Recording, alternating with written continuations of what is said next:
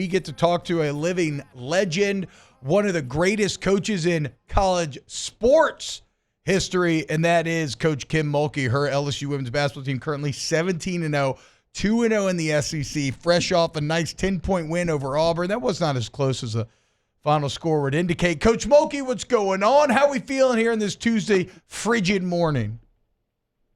Let's go play some football, man. This is football weather. Let's go. Actually true. Coach, I want to ask you about Caitlin Gilbert. Obviously, a fantastic night against Auburn. Red hot in the first half.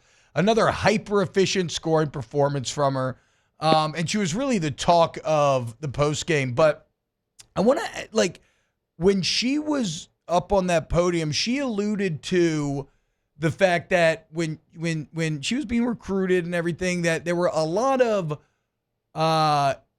comments about her and her character, right? Or her what kind of teammate she is. And you could tell that it kind of got to her a bit, right? She feels a bit defensive about it, a bit prickly about it.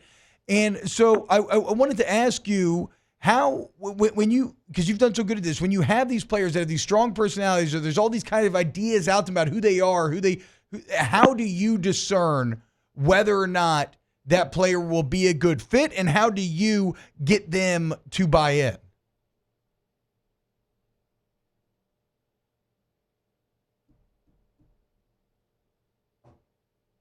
Hello? Did we lose Coach? Oh, I think we lost Coach. It's a long-winded questions on me.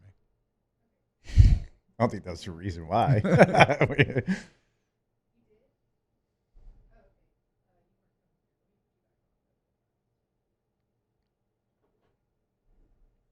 We good to go? Yeah, dang, y'all can't fill while I'm trying to figure it out. Oh, I know. I'm sorry. I did just kind of. I just kind of chilled on, a little too much. That's on me. No, I heard her. Okay, you got the question? I heard your question. Okay, you perfect. Want me to answer it? Yes. I would love nothing more, Coach. Okay, I listened to her at the press conference. I didn't recruit her out of high school, so I didn't know what people said about her or anything like that. I learned a long time ago from a guy named Bob Knight. He made a comment. You judge people based on your interactions with them, not what other people tell you, because each relationship is different. When we recruited her to come here, I sat with her, as did Coach Bob Starkey, and we first talked about her basketball and things we had seen on the court that she had to clean up. What would that be? Cleaning up your turnovers, cleaning up your ability and your effort to play defense.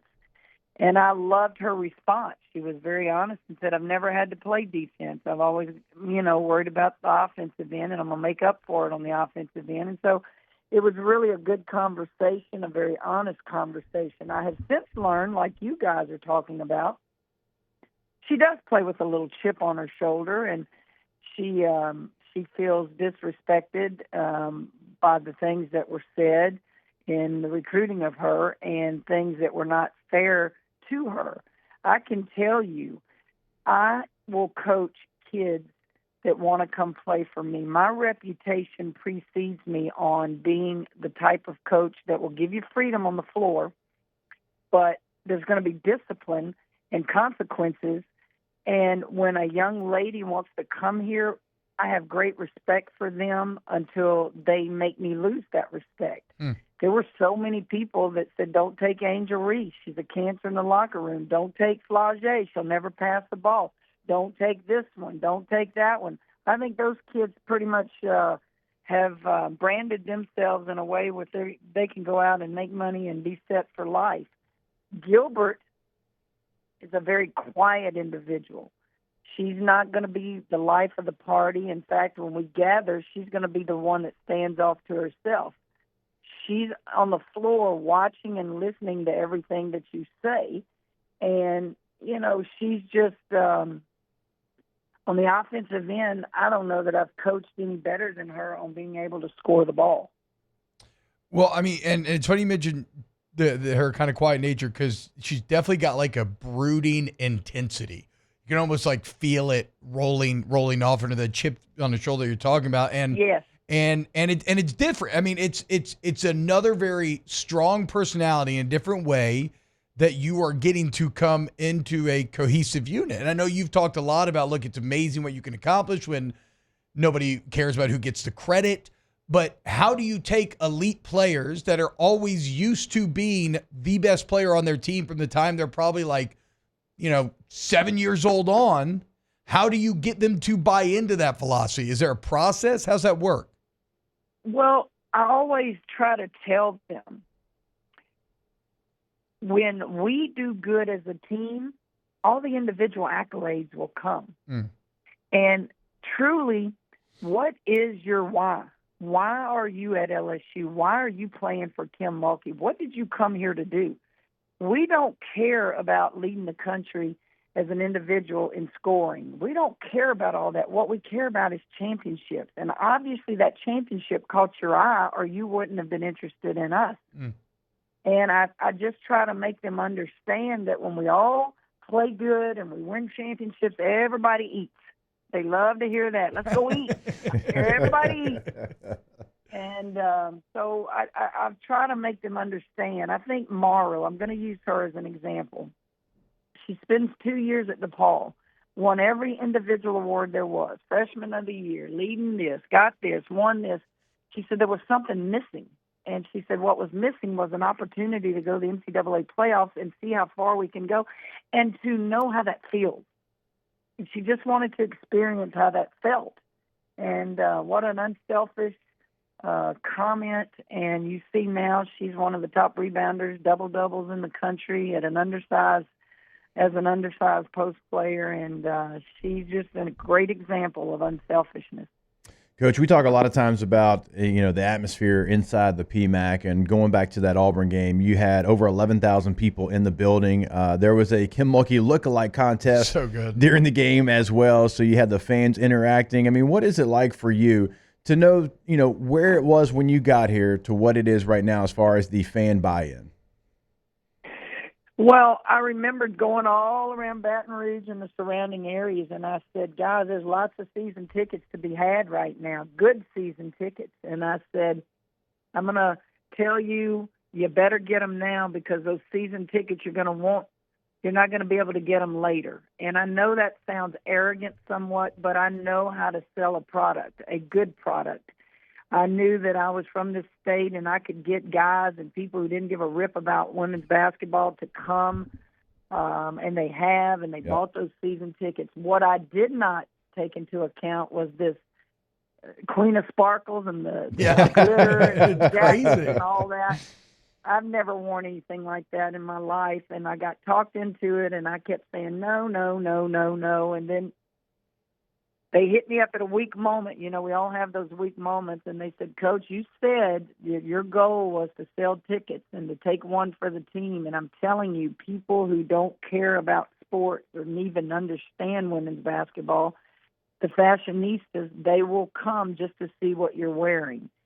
And I thought, yeah, but that's kind of self-serving. I don't care that anybody sees what I'm wearing. And then at the end of the day, I want them to watch that court. And they said, but they will. If you get them there, they can't not just sit there and go, well, what is that position that dribbles the ball all the time? Or what was that called? A rebound? So you're teaching the game indirectly, Coach. And isn't that what you want to do before you retire? And I just got caught in it. And I guess it's taken off, and give credit to those who caught me at a weak moment into doing it.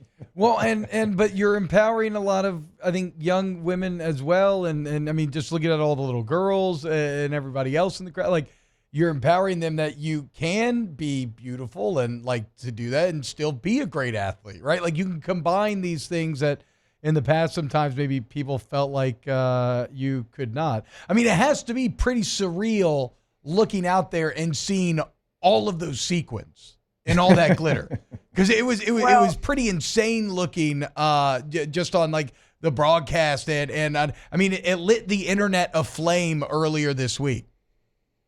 Well, I'm not honestly ever aware of that. I learned about the Kim Mulkey lookalike through my hairdresser, who you've met, T-Bob. She's awesome. And she said she showed up to do my hair and makeup that day with a blonde wig on, and I said, oh, are you envious of me or something like that? And she said, girl, we're all going to be like you today, don't you know? And I said, no, I don't.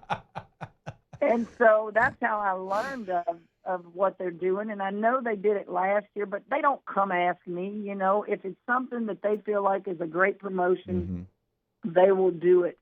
And, you know, it's all in fun, but the main part of all of it is selling tickets, fill the PMAC, and teach the game of basketball. And, T-Bob, I grew up in the country, and I'll always be forever in love with the decisions that my parents made.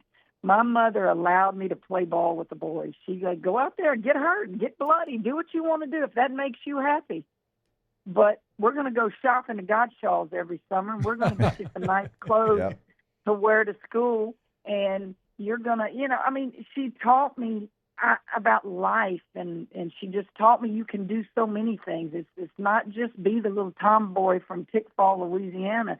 You can be smart, and you can graduate valedictorian, and you can learn all these things and be a little bit of everything. And so I give her great credit for letting me be who I am, but also teaching me other things about being a woman.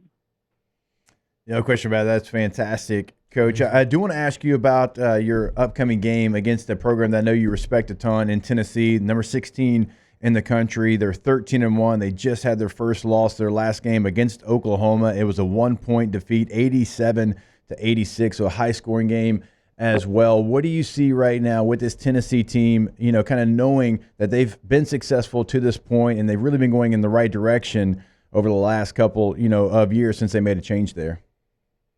Well, let me try to explain this because you guys haven't seen it. I have never in all my years of women's basketball seen the style of play that they play. Oh. They have 10 transfers. They substitute every 2 to 3 minutes, 4 and 5 players at a time. What? They literally do the full court run and jump, trying to create turnovers. They jack up threes all over the floor. They take you off the dribble. It's like playing street ball. And if you have not seen them play, you need to look at it because I'm sitting here going, okay, that style is great, but how do you recruit a post player to it? How do you win a championship? All I know is it's working and it's effective, and this new coach, Kim Caldwell, won 2 national championships at the D2 level, and she's not changed her philosophy. Damn. So I'm sitting here yesterday was our day off, and I'm thinking, how do you go on the road and compete with that, knowing that not only are they good, it's a different style. And if we don't take care of the basketball, we don't stand a chance. If we take care of the basketball, we then have to keep them off the offensive board. They're so athletic. It's not your traditional looking type of play. And I'm like, holy smokes. And so Oklahoma is very good as well. They have 5 starters back, and they brought in a young lady named Beers, and that child will probably be the newcomer of the year in our league. She was a post presence for Oklahoma. And got a lot of rebounds and kept them off the boards. But think about what I'm getting ready to tell you. Oklahoma turned the ball over 31 times against Tennessee and scored in the 80s. Yeah. How do you do that? Well, if they're going to press you and you get the ball over the front line, you're going to get layup after layup after layup. They had 48, I think, paint points. Well, they don't have 48 paint points because they had these 2 big posts in there. It was 48 paint points off of the pressure that Tennessee creates. And so it's kind of strange to me. It's like 31 turnovers, and you you scored in the 80s, and 48 of those were in the paint. It's really interesting. Y'all need to go try to find that video so when you see us play, you're going to think, what in the heck is going on? They make you play fast. Well, it almost sounds like they're doing like a hockey strategy with full line shifts, just keeping legs fresh, trying to – I mean, they want to outrun you, it sounds like. So how do you combat that when you have a smaller rotation? Well, exactly. They want to outscore you. And I have said it many times about my team. Our defense, to me, is not where it needs to be because I think we still have some young ladies that have a mindset that we're going to outscore – you too. I may go with a small lineup, I think if there's not going to be just that post present, and they're going to spread the floor on you, and they're going to press you, I may need more ball handlers in the game and people that can get in there, because it is very difficult for bigs to go outside the paint and guard. And so I'm tossing and turning at night trying to figure out, do I go with a totally different lineup? Do I sub? Like every time they sub, I'm going to take my chances and sub, because we do have depth. I've got 6 to 7 perimeter players, more than I've ever had since I've been at LSU, and let them go get that experience. Again, guys, that is going to be this Thursday. It's in Knoxville. Number 6 LSU. It's number 16 Tennessee. It's at 5:30 p.m., so an earlier tip. Get ready to watch if you want to see something very exciting, very different, as Coach is alluding to there.